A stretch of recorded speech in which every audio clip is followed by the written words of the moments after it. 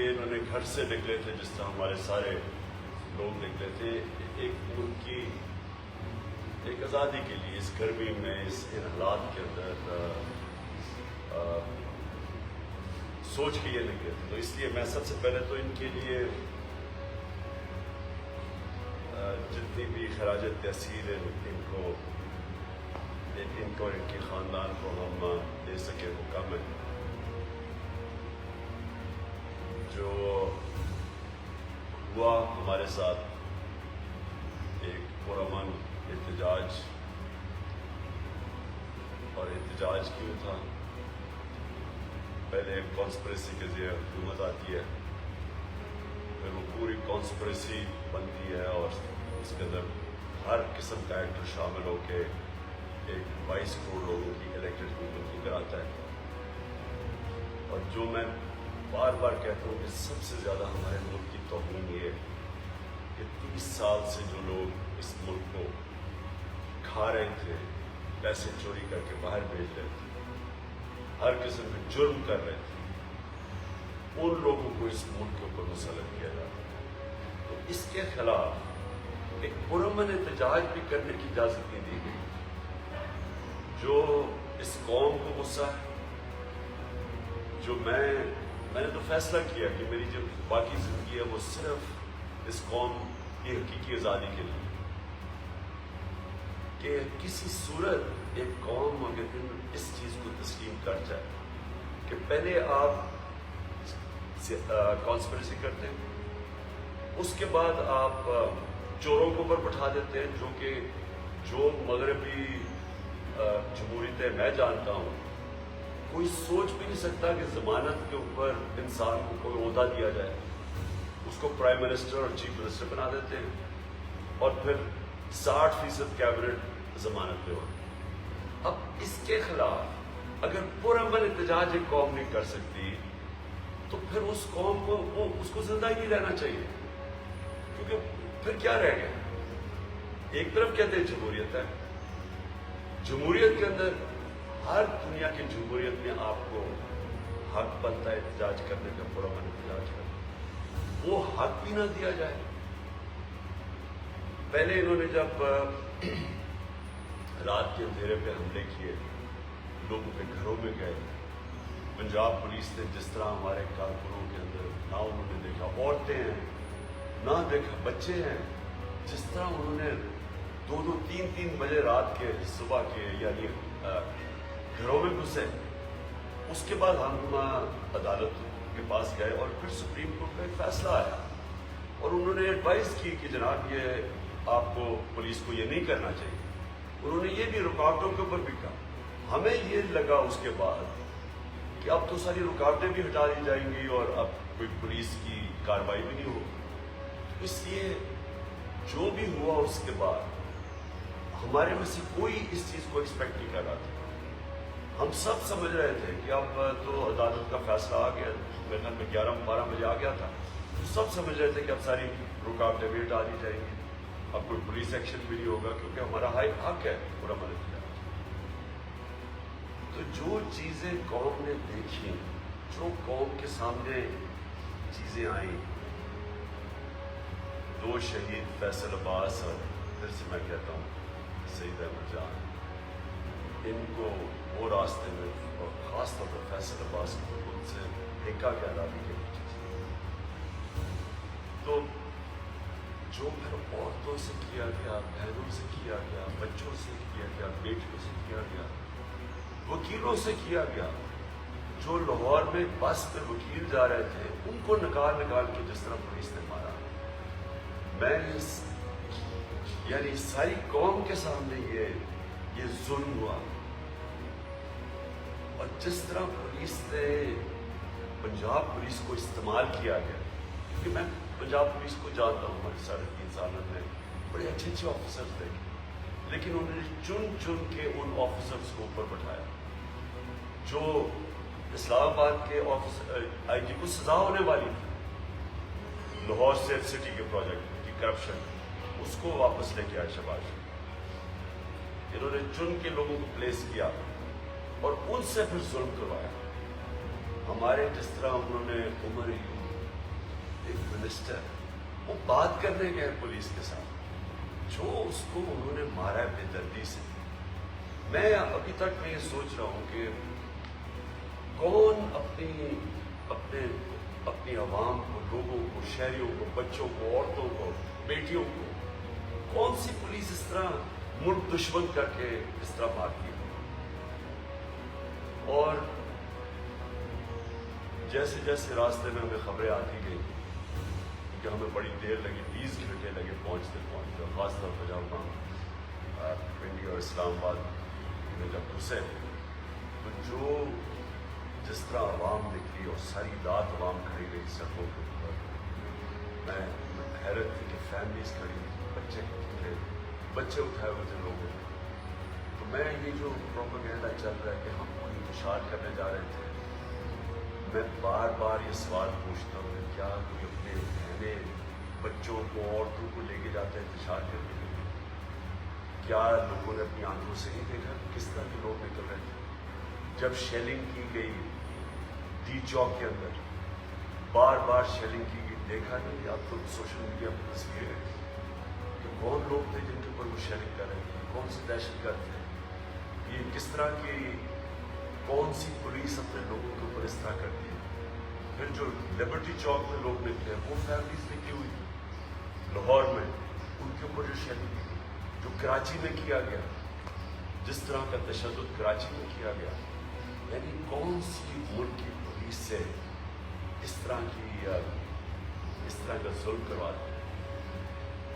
یہ ہیں یزید کے ماننے والے لوگ، یہ ہیں ان کے فالوورز یزید کے، رانا ثناء اللہ، شہباز شریف، حمزہ شریف. یہ وہ لوگ ہیں شہباز شریف اور رانا ثناء اللہ. اگر اس ملک کا انصاف کا نظام ان کو سزائیں دیتا جب انہوں نے ماڈل ٹاؤن میں 14 لوگوں کو سب کے سامنے، ٹی وی کے سامنے گولیاں ماری اور کچھ 60 لوگوں کو گولیاں لگی، 14 لوگ مارے گئے تھے، اگر تب سزا مل جاتی تو شاید اس ہٹ درمی سے یہ اس طرح کا ظلم نہ کرتے تو ساری قوم نے دیکھا. تو میں ایک اپنی پارٹی کے بڑے میرے لوگ مایوس اندر سے ہمارے کارکن کہ آپ نے کیوں نہیں وہاں جا کے کیوں نہیں وہاں بیٹھے. میں آپ کو یقین دلاتا ہوں کہ میں وہ آدمی ہوں جو کہ 126 دن دھرنے میں بیٹھا ہوں. میرے لیے اتنا دیر بیٹھنا، جتنی دیر یہ گھٹنے دیکھتی ہے گورنمنٹ، میرے لیے کیا مشکل تھا. لیکن مجھے جب تک میں وہاں پہنچا مجھے پوری طرح علم ہو گیا کہ اب حالات کس طرف جا رہے ہیں. اور میں یہ چاہتا ہوں میری قوم اور سے سنے، اگر مجھے اپنے ملک کی فکر نہ ہوتی، اگر مجھے میرے بھی باہر پیسے پڑے ہوتے اور جائیدادیں پڑی ہوتی اور ڈالرز پڑے ہوتے اور آف شور اکاؤنٹس ہوتے اور محلوں میں رہ رہا ہوتا اور میرے بیٹے بھی بڑے بڑے اربوں روپے کی پراپرٹیز میں رہ رہے ہوتے جس طرح ان کے 2 خاندانوں کی ساری پیسے باہر پڑے ہیں، مجھے بھی شاید فکر نہ ہوتی اپنے ملک کی. کیونکہ مجھے پتا تھا اس دن رات کو خون خرابہ ہونے لگا تھا. لوگ ہمارے تیار ہو گئے تھے، عام لوگ تیار ہو گئے تھے جنہوں نے وہ دہشت گردی دیکھی جو پولیس کے ذریعے کروائی گئی، جو ظلم کیا گیا. سب لوگ تیار ہو گئے تھے لڑنے کے لیے اس دن رات میں.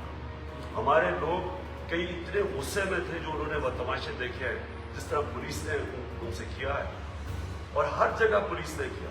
جو لوگ پولیس کی مار کھا کے وہاں تک پہنچے، جنہوں نے عمر یوب کی حال دیکھا جو وہ ہمارے ساتھ جب کنٹینر میں آیا، وہ جا کے پولیس کو سمجھا رہا تھا اور انہوں نے جو اس سے تشدد کیا. یہ بھی نہیں دیکھا کہ ایک منسٹر ہے، کسی کوئی مجرم نہیں ہے، یہ انسٹرکشنز دی ان کی پولیس کو ظلم کرنے کے لیے. تو جو غصہ تھا اس وقت، میں اس دن شام کو بیٹھ جاتا، میں آپ کو سب کو گارنٹی کرتا ہوں کہ اس دن خون خرابہ ہونا تھا. ہماری پولیس کے خلاف نفرتیں بڑھ چکی تھی، مزید اور بڑھنی تھی. لیکن پولیس بھی اپنی ہے، پولیس کے عام لوگ، پولیس والوں کا قصور نہیں ہے. یہ اوپر جو انہوں نے بٹھائے ہوئے تھے مجرم، اور یہ جو گلو بٹ بٹھائے ہوئے تھے، اور جو پیچھے سے یہ یزید، میں پھر سے کہتا ہوں، یہ یزید کے وہ ماننے والے ہیں جنہوں نے ان کو آگے کر رہے تھے کہ ان کہہ رہے تھے ظلم کرو. اگر وہاں خون خرابہ ہو جاتا, ملک میں انتشار پڑنا, ملک کے آگے معیشت کا جو حالات ہے وہ آپ اس کے بعد میں بات کروں گا, اس کے اوپر یہ انتشار شروع ہو جاتا کہ میرے ملک کا نقصان تھا. اس کو کوئی یہ نہ سمجھے کہ کوئی ہماری ایک کمزوری تھی, اور یہ بھی کوئی نہ سمجھے کوئی ڈیل ہوئی. یہ بھی جی میں باتیں سن رہا ہوں کیونکہ کوئی اسٹیبلشمنٹ سے ڈیل ہوئی ہے, میری کوئی کسی سے ڈیل نہیں ہوئی. میں نے صرف تب یہ سوچا کہ میرے ملک کو نقصان ہو, نفرتیں بڑھیں گی, اداروں کے بیچ میں اور عوام اور اداروں کے بیچ میں فاصلے بڑھیں گے. یہ ہمارے ملک کی کمی, ملک کو نقصان ہے, دشمنوں کا فائدہ ہے. یہ صرف ایک چیز تھی جس نے مجھے روکا وہاں بیٹھنے سے. اور میں یہ واضح کر دوں کہ اگر کسی کا خیال ہے یہ کو خوش فہمی ہے کہ ہم اب آرام سے کوئی ان سے نیگوشیٹ کریں گے اور اس کو تسلیم کر لیں گے, اس امپورٹنٹ حکومت کو تسلیم کر لیں گے, کسی کوئی غلط فہمی میں نہ رہے. میں نے یہ فیصلہ کیا ہوا ہے کہ میں اس کو جہاد سمجھتا ہوں. میں جب تک زندہ ہوں میں اس کے سامنے کھڑا ہوں گا. مجھے اسی چیز کی نہ کوئی فکر ہے نہ پرواہ ہے ذاتی طور پہ, صرف اپنے ملک کی فکر ہے. لہذا میں آج یہ واضح کرتا ہوں کہ ہم 6 دن دے رہے ہیں. اس کے اندر اگر انہوں نے نہ اناؤنس کیا, انہوں نے نہ واضح طور پہ اناؤنس کیا کہ کب یہ ڈیٹ اناؤنس کریں گے الیکشن کی, انہوں نے واضح طور پہ یہ نہ بتایا کہ اسمبلی ڈیزالو کر کے ڈیٹ کب اناؤنس کریں گے, یہ میں اب پھر سے نکلوں گا اور میں آپ کو واضح کر دوں کہ اب ہم نکلیں گے تیاری کر. ہماری کسی کی تیاری نہیں تھی. جس طرح کہ پولیس کا ہمارے اوپر حملہ ہوا, کوئی بھی تیار نہیں تھا اس کے لیے. ہم سارے جب خاص طور پہ جب سپریم کورٹ کا ایک آرڈر چلا, جب ہم نے تو سوشل میڈیا کے اوپر ہی دیکھا, ہم سب کو یہ لگ گیا کہ اب راستے کھل جائیں گے اور آپ کو کوئی مسئلہ پولیس کا نہیں ہوگا. لہٰذا کوئی تیاری نہیں تھی. جو ڈی چوک میں بھی لوگ تھے, اچھا ڈی چوک میں یہ کہتے کہ جی ریڈ زون میں چلے گئے, کیا پتا انہوں نے ہم ان سے پرمیشن مانگ رہے تھے کشمیر روڈ کی یا سری نگر ہائی وے کی, پرمیشن ہی نہیں مل رہی. تو ہم نے کیا لوگوں کو بتاتے ہیں, ایک ہی چیز سارے جو دھرنے میں لوگ جانتے تھے وہ ڈی چوک تھا, اس لیے ہم نے ڈی چوک کا ایک پوائنٹ تو بتانا تھا.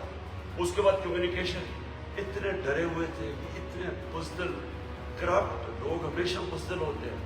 سارا میڈیا چینل کے اوپر کبھی وہ ARY کو کبھی کریں کیونکہ ادھر سے لوگ انفارمیشن لے رہے تھے, باقی چینلز پہ پریشر ڈالا ہوا تھا, انٹرنیٹ سلو ڈاؤن کر دیا, کسی کو پتہ ہی نہیں چل رہا تھا کیا ہو, کنفیوژن مچی ہوئی. آنے میں ہمیں دیر ہوگی کیونکہ آنے میں ایک تو دیر ہوئی کہ جب اسلام آباد میں سارا وقت سارے راستے میں پبلک نکلی ہوئی تھی, ادھر دیر ہوئی. لیکن راستے میں جو رکاوٹیں تھیں سارا وقت برہان کے اوپر جو انہوں نے 3 جگہ پہ رکاوٹیں ڈالی, وہ ساری رکاوٹیں پار کرتے آئے کیونکہ ہم سمجھے اب رکاوٹیں ہٹا دی جائیں گی, وہ نہیں ہٹائی گئی. تو وہ کارکنوں نے ہٹائی. اور میں پھر سے اپنے کارکنوں کو آج پاکستان کی طرف سے آپ کو خراج تحسین پیش کرتا ہوں. آپ اس ملک کے ہیروز ہیں. آپ کسی ذاتی یاد کے لیے نہیں نکلے تھے, آپ اپنے ملک کے لیے نکلے تھے, اس ملک کی حقیقی آزادی کے لیے نکلے تھے. اور جو جذبہ جنون میں نے آپ سب کا سارے راستہ دیکھ کر 20 گھنٹہ میں نے آپ کو دیکھا, میں آپ کو سلام کرتا ہوں اس قوم کی طرف سے. اور جب ہم وہاں پہنچے اور جو پھر وہاں ڈی چوک میں ہمیں خبریں آتی رہی, وہاں تو عام اسلام آباد کے شہری نکل آئے تھے, وہ تو سارے فیملیز باہر نکلی ہوئی, ان کے اوپر انہوں نے پوری طرح تشدد کیا, جس طرح کی شیلنگ کی گئی. اور اس شیلنگ سے جو جتنے لوگ انجر ہوئے, جتنے زخمی ہوئے, جو ہسپتالوں میں گئے, جو شدید شیلنگ, اور اس طرح کی شیلنگ اور اتنی دیر تک کون ایسے کرتے. اور پھر لوگوں کو دیکھے, لوگ کرا دیا, وہ پھر واپس آتے گئے, شیلنگ کے باوجود لوگ آتے گئے. وہ خواتین کھڑی تھی آخر تک, اور ہم لیٹ پہنچے, پھنستے گئے راستے میں رکاوٹوں کی وجہ سے.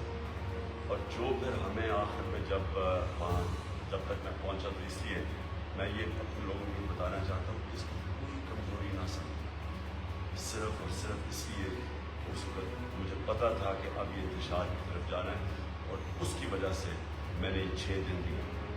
اب ان 6 دنوں کے اندر میں نے آج چیف جسٹس آف پاکستان کو خط رکھے اور میں نے ان سے یہ سارے سوال کیے کہ کیا ایک جمہوریت کے اندر ایک پرامن احتجاج کرنے کا ہمارے پاس حق ہے یا نہیں؟ یہ فنڈامنٹل رائٹ ہے ایک شہری کا۔ کیا اس طرح کا آگے اگر ہم کوئی احتجاج کرتے ہیں، اور خاص طور پہ چوروں کے خلاف، اور یہ جو حرکتیں کر رہے ہیں، جو اب اسمبلی میں یہ کروا رہے ہیں، یہ بالکل غیر آئینی چیز ہے کہ آپ اوورسیز پاکستانی اس کا حق لے دیں صرف اس لیے کہ آپ کو ڈر لگا ہوا الیکشن آ رہا ہے۔ یہ سارے جو آپ حربے استعمال کریں گے، میں اپنی عدلیہ سے پوچھتا ہوں کہ کیا آپ سمجھتے ہیں کہ ہم اب یہ چپ کر کے بھیڑ بکریوں کی طرح یہ سب مان لیں گے چیزیں؟ اور اگر ہم یہ آپ سمجھتے ہیں تو آپ یہ تو ملک کو خود ہی ہم دھکیل رہے ہیں ایک بغاوت کی طرف، کیونکہ اس کا اگلا سٹیپ کیا؟ اگر آپ کسی کو پرامن احتجاج نہیں کرنے دیں گے تو ان کے پاس پھر کتنے راستے رہ جائیں گے؟ اس لیے میں نے چیف جسٹس صاحب ان کو بھی آج خط لکھا ہے کہ کلیئر کریں پوزیشن، کیونکہ ہم نے انہوں نے اگر 6 دن کی بات نہ کیا میں پھر کال دوں گا قوم، اور میں آپ کو یقین دلاتا ہوں کہ جو 6 دنوں تک ہمیں پتہ چل جائے گا کہ ہمیں کیا ہمارا پاکستان کا سپریم کورٹ ہمارے فنڈامنٹل رائٹ کو پروٹیکٹ کرتا ہے یا نہیں۔ میں تو حیرت یہ ہے کہ جس طرح وہ سوشل میڈیا پہ چل رہا ہے، وہ وکیل ایک بس کے اندر ہیں، اس میں عورتیں بھی ہیں، ان کو نکال کے جس طرح مار رہے ہیں، یہ کبھی کسی نے اس طرح کی چیزیں دیکھی؟ یعنی میں ابھی تک حیران ہوں کہ کون سا انصاف کا نظام اس چیز کو اجازت دیتا ہے؟ اور یہ لوگ ساری قوم کو پتہ چل جانا چاہیے کہ حق کے اوپر کون کھڑا ہے، کون اس ملک پر ظلم کر رہا ہے، کون اس ملک کے اندر ایک ملک کی حقیقی آزادی کے لیے کھڑا ہے، اور کون اس ملک کے لیے کرپٹ نظام کو بچانے کے لیے ہر سطح پہ جانے کے لیے تیار ہے، اداروں کو آپس میں لڑانے کے لیے، عوام کو اداروں کے خلاف کرنے کے لیے تیار ہے، نفرتیں پھیلانے کے ایک پولیس کے خلاف جو لوگ تیار ہیں۔ دوسری اب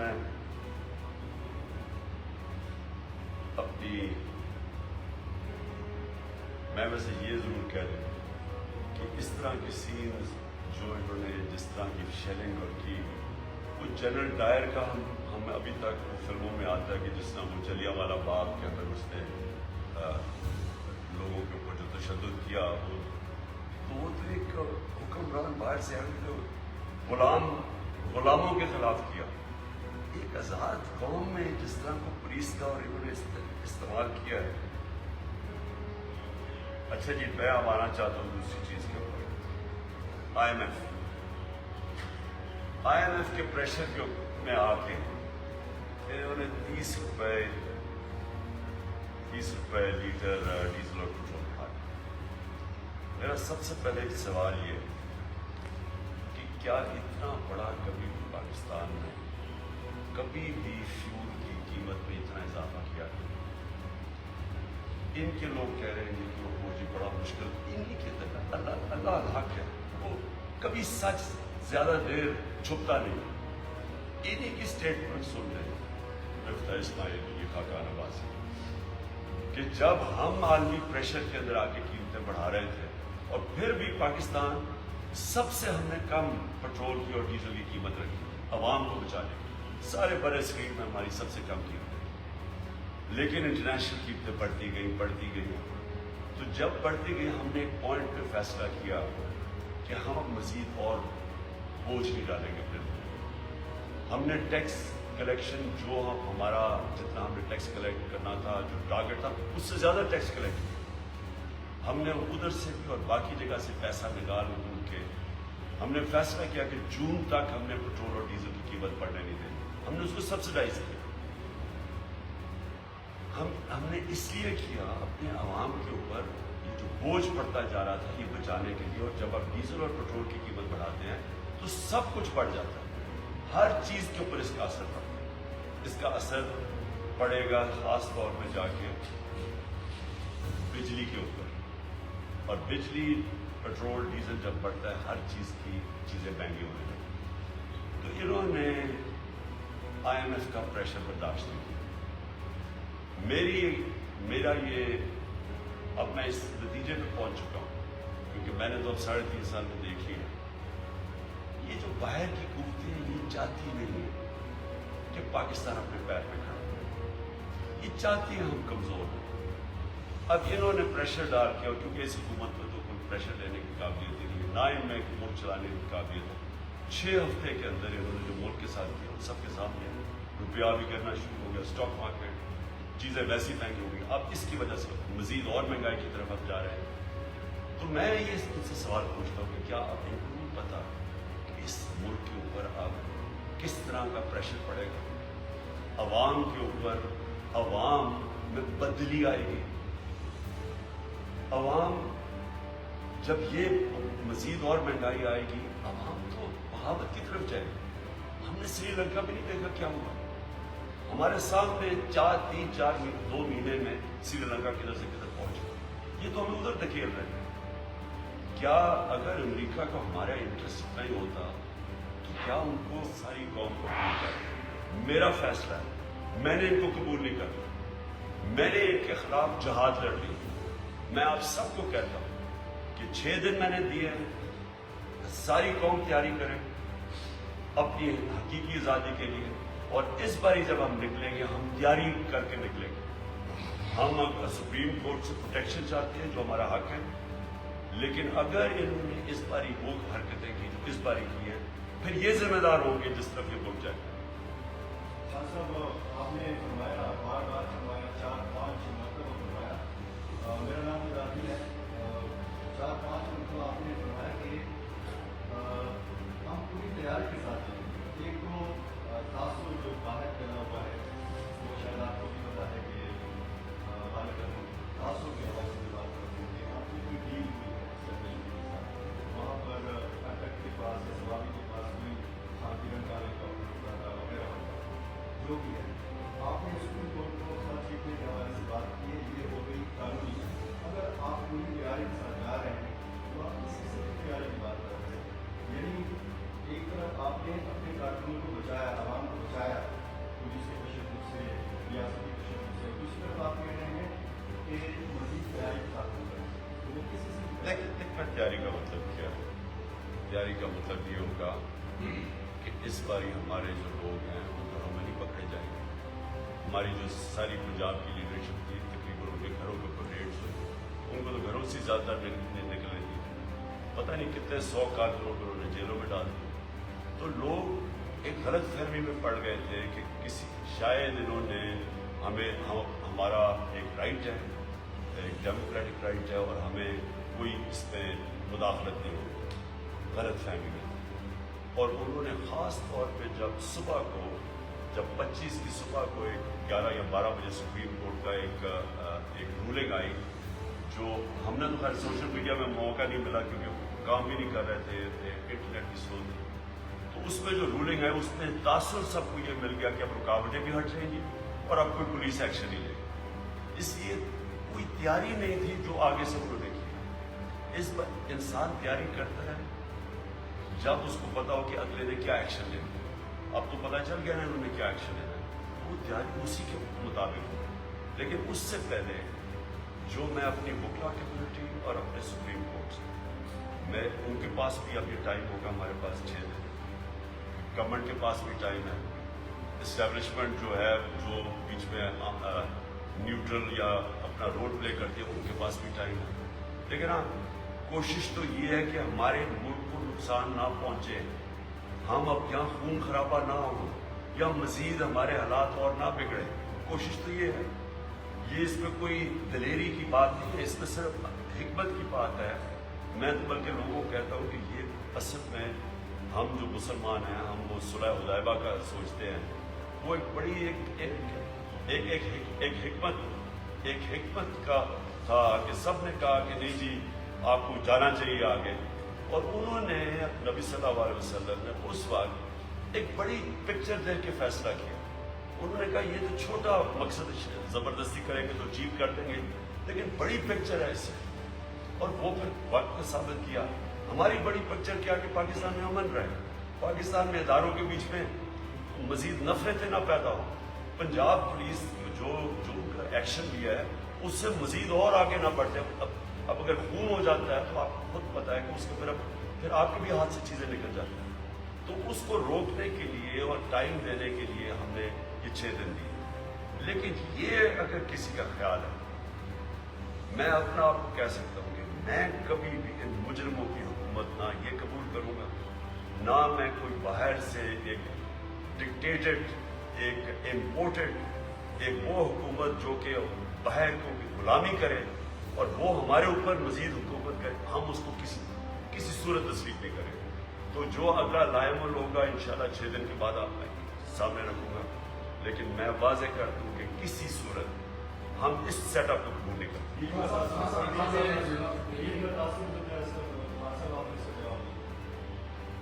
बोले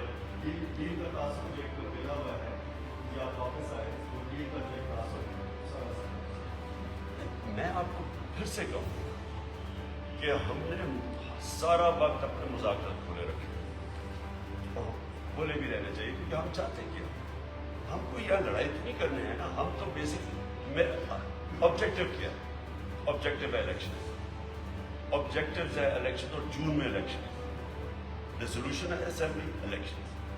इस ऑब्जेक्टिव पे हमने पहुंचा।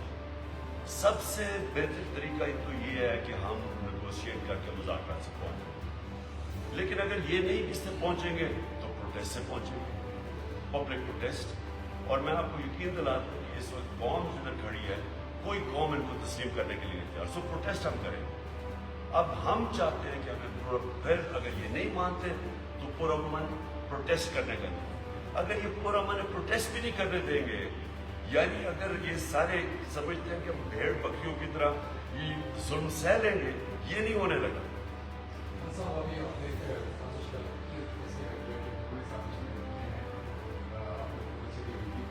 पाकिस्तान की सियासी तारीख इस बात में शायद है कि यहाँ पे जो भी कोई सियासी तब्दीली आती है तो उससे कुछ भी नहीं। क्या आप समझते हैं कि इस साजिश में जो हमारी सिचुएशन भी आ गई? और दूसरा मेरा आपसे क्वेश्चन ये है कि आप इल्ज़ाम ये लग रहे हैं कि यहाँ पे बैठ के आप सुबह हुकूमत के वसाइल इस्तेमाल कर रहे हैं, इंस्पेक्टर को इस्तेमाल कर रहे हैं, बाकी तमाम वसाइल इस्तेमाल कर रहे हैं। एक जाने पर आप रियासत की गिरी प्रदर्शन करते हैं, दूसरी जाने पर आप इल्ज़ाम देते हैं मॉडिफाई कर अपनी ज़ात के लिए इस्तेमाल नहीं है। तो जो आपने इल्ज़ाम लग रहे हैं उसका जवाब मिला। और दूसरी बात उन्होंने ये की कि महमूद खान ने बोला चूँकि इन्होंने भी चढ़ाई की थी, उसके उन्होंने हिस्सा लेता रहा, उसको बोला नहीं कहा करेंगे, तो इसके बारे में सर पहला देखिए साजिश में कौन मुलव्वस था वो सारी कौम जानती।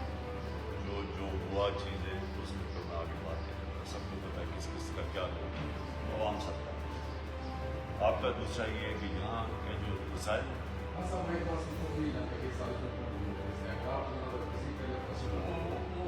वक्त पे सबको पता चल जाएगा कौन है, कौन सामने आ जाएगा। लेकिन देखिए मैं ये कहता हूँ कि जो हमने देखा है, ये जो यजीद के फॉलोअर्स ने जो कल किया है, मैं तो सारी ब्यूरोक्रेसी को भी कहता हूँ, सारे इदारों को भी कहता हूँ, जिन्होंने उसके अंदर शिरकत की, इन सबको जवाब देना पड़ेगा। इस कौम को भी, ऊपर अपने वाले को भी, अल्लाह को भी, क्योंकि मैंने जो देखा हालात वहाँ, किस तरह ये लिबर्टी चौक और डी चौक में ख़ास तौर पर मैं बात कर रहा हूँ। अब फैमिलीज देख रहे हैं खड़े, वो किस तरह के हैवान थे जिन्होंने फैमिलीज के अंदर डायरेक्टली इस तरह इन्होंने टियर गैसिंग, और पता है कि बच्चे देख रहे हैं। तो इन सारों को इनसे जवाब तो ये कौम लेगी। अब आ जाइए जी, आप बात कर रहे हैं कि यहाँ के देखिए आप कोई सियासी मुकासद नहीं होता, ये मुल्क के लिए हम सब कर रहे हैं। और आप बिल्कुल इसकी फिक्र ना करें कि हम कभी भी नाम, मैं जो आदमी अपने घर में रहता है और एक कैंप ऑफिस नहीं डिक्लेयर करता, 2 घर हैं, दोनों कैंप ऑफिस नहीं, और एक 8 करोड़ रुपया अपने ऑफिस का कम कर पाता है, वो कभी भी गवर्नमेंट के वसाइल के ऊपर नहीं चलता, उसको और कुछ ही खौफ खुदा है।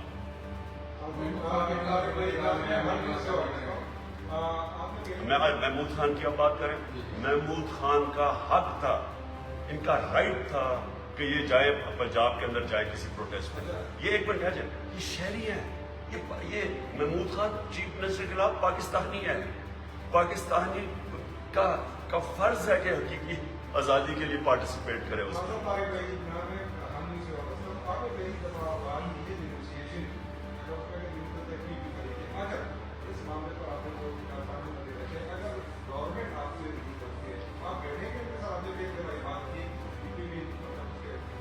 हम गवर्नमेंट के साथ बिल्कुल बैठ सकते हैं, लेकिन ये आपको बता दें कि नेगोशिएशंस में ये होगा कि इलेक्शंस आपको अनाउंस करने पड़ेंगे जून के महीने। इलेक्शंस अनाउंस करने के लिए आप तैयार हैं?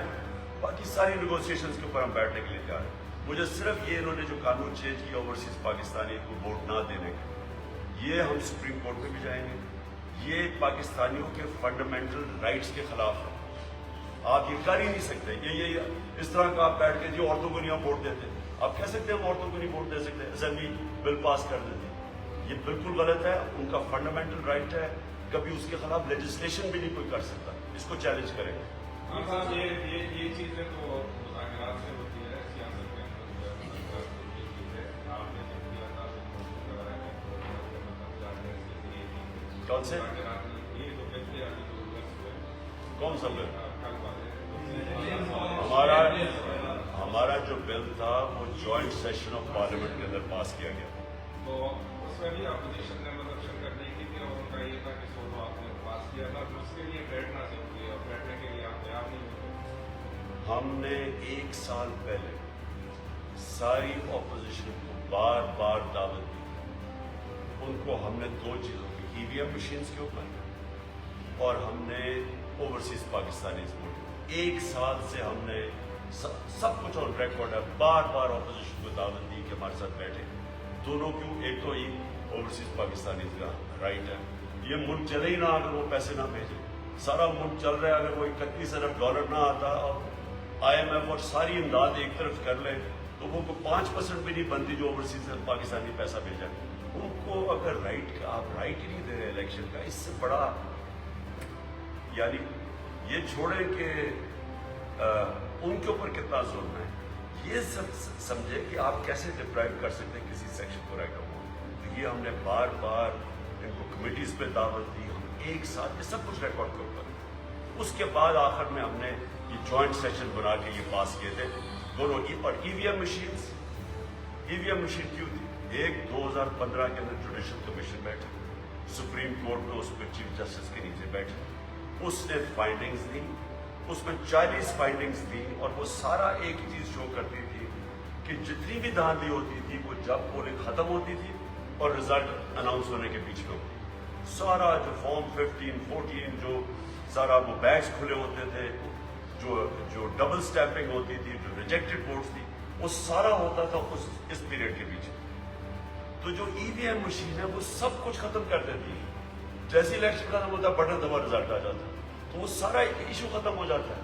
सिर्फ वो लोग इसको पोज कर रहे हैं जिन्होंने जाली वोट्स बनाई हुई हैं, जिनको तरीके उन्होंने इतनी देर के 30 सालों में कैसे उन्होंने पैसे चलाने हैं, ROs को पैसे देने हैं, रिजल्ट चेंज करने हैं, डबल स्टैम्प करना है, वो पोज कर रहे हैं। हिंदुस्तान में होता है ये ईवीएम पे इलेक्शन, पाकिस्तान में क्यों नहीं ये करने देते? तो इस पर तो मुझे आज तक ये नहीं समझ आई कि अगर आप फ्री एंड फेयर इलेक्शन चाह रही है, पहली दफा है सिटिंग गवर्नमेंट कह रही है, हमारी सिटिंग गवर्नमेंट ने ईवीएम मशीन्स लेके आए थे और बाकायदा प्रेजेंटेशंस पब्लिक को दी थी कि क्या इसके फायदे हैं, क्या पाकिस्तान के अंदर प्रॉब्लम्स हैं। तो मुझे सिर्फ इसको इसलिए ये खत्म करना चाहते हैं क्योंकि इलेक्शन में ये दान नहीं करते।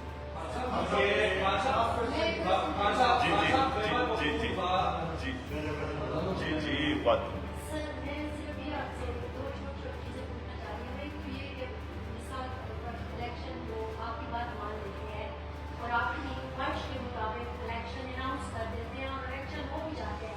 लेकिन उनके नतायज वैसे नहीं आते जैसे कि आप एक्सपेक्ट कर रहे हैं, तो फिर आपका फैसला क्या होगा? और दूसरा, क्या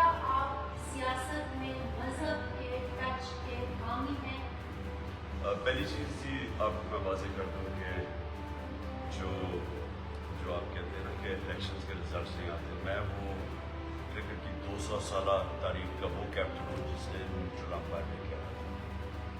और पहली दफ़ा ये आपको नहीं पता होगा कि क्रिकेट में न्यूट्रल अंपायर तब आई नहीं तो अपने अंपायर होते थे। तो हम पहली दफ़ा लेके पाकिस्तान को बोल के जो मेरी हमने 86 के अंदर न्यूट्रल अंपायर लिया, अब सारी दुनिया में न्यूट्रल अंपायर। मेरी पूरी कोशिश थी कि जब मैं इक़्तिदार में आऊँ, हर इलेक्शन हमारा मुतनाज़ा होता है, मेरा पूरी कोशिश ये थी कि हम वो गवर्नमेंट बने जो पहली दफ़ा इलेक्शन इस तरह करवाए कि जो हारने वाला है वो मान जाए। जिस तरह आज क्रिकेट हमारे ज़माने में नहीं मानते थे, आपकी वो कहते हैं जी अंपायरों ने हरा दिया दूसरे, आज कोई सारे मान जाते हैं हार जीत क्रिकेट। उसी तरह अगर हमने ये जो रिफॉर्म्स लेके आए थे, सब मान जाएंगे कौन जीतता है कौन हारता है। तो आपने ये बात की ना कि जी आप रिजल्ट मानेंगे या नहीं, अगर आप इलेक्शन ठीक करवा लेंगे तो रिजल्ट सब मान जाएंगे।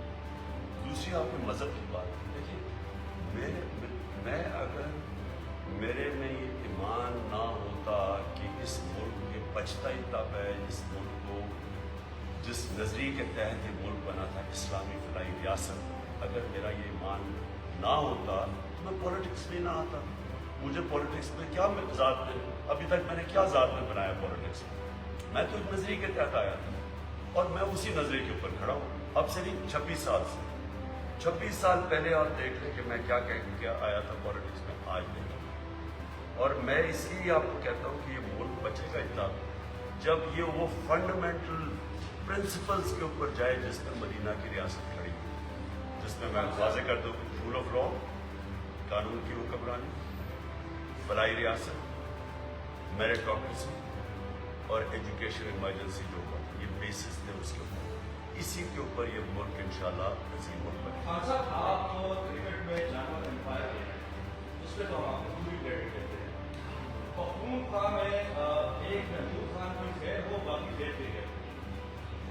आप जरा जहाँ पर मौजूद है, पहली गया है, दोबारा मौजूद है, तो मेहरबानी करें अपने वजीरों की परफॉर्मेंस को एनालिसिस करें।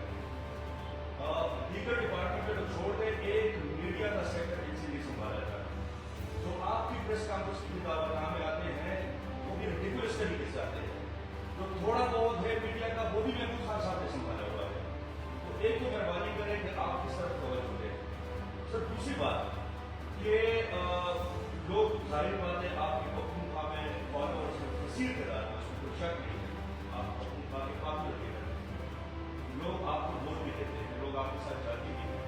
लेकिन ना लोगों ने वज़ीर आज़म हाउस की दीवारें गिरती देखी, ना लोगों ने गवर्नर हाउस की दीवारें गिरती देखी, ना लोगों ने वज़ीर हाउस की यूनिवर्सिटियाँ देखी, ना लोगों ने पाकिस्तान को आज़ाद होते हुए देखा, ना चोरों को लड़कते हुए देखा। अब आप अगर दोबारा लोगों को इंगेज करके इस्लामाबाद पे चढ़ाई करने के लिए जाएंगे तो कौन सा नया नारा है? और एक बात खान साहब, आपकी टीमों ने यूट्यूबर्स और कीबोर्ड वॉरियर से पाकिस्तान पता करने की कोशिश की माजी में। पख्तूनख्वा के साथियों को आप लोग बुला चुके थे 3.5 साल वज़ीर-ए-आज़म के दौर में।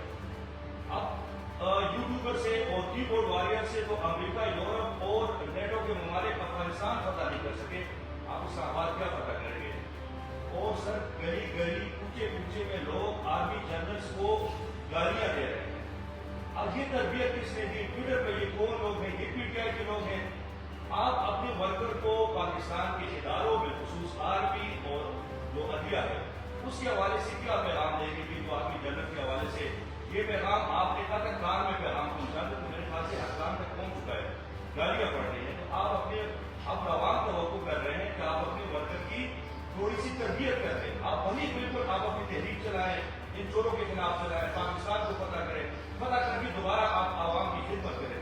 लेकिन ये जो नफरत की सियासत है, ये गारत गलोच की सियासत है, इस हवाले से आज अपने वर्कर को पैगाम देंगे।